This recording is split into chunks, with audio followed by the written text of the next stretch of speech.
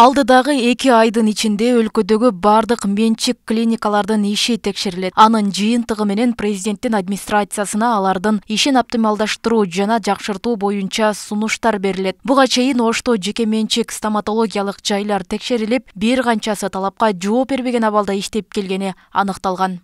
Стерилизация кылып өзүнчө кармаш керек, берки инструменттерин аралаштырбаш керек. Айта турган болсом, ошолор деле баардыгы аралашып, анын үстүнө даже ошол чыккан материалды дагы ошонун ичине салып койгон жагдайлардан бери көрдүк. Биз алардын баардыгын сүрөткө тартып алдык. Алар боюнча өзүнүн иш чаралары жана административдик штрафтар, мералар колдонуп жатат. Биздин бир гана эме жерибиз, биз аларды мындай жаба да албайбыз да. Бизде жабуу деген токтом жок.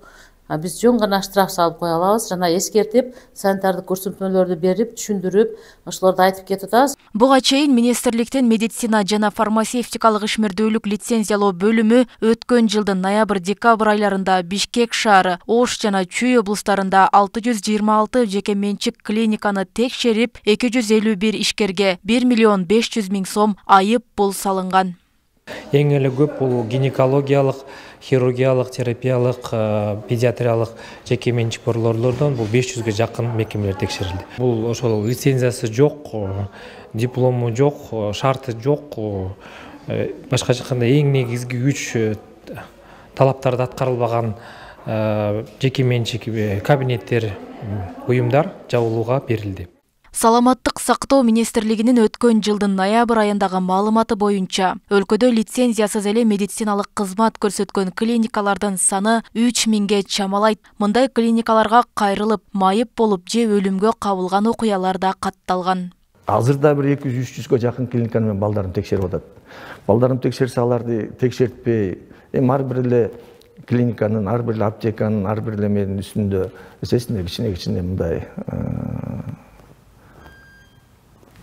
тааныштары бар, тигилер бар, ошолордун ээлери ошолордо простой элдики жок андай.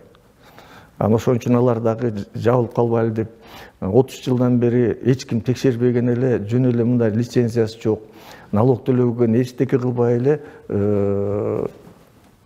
акча алып аткандарды мен токтотуп атам да.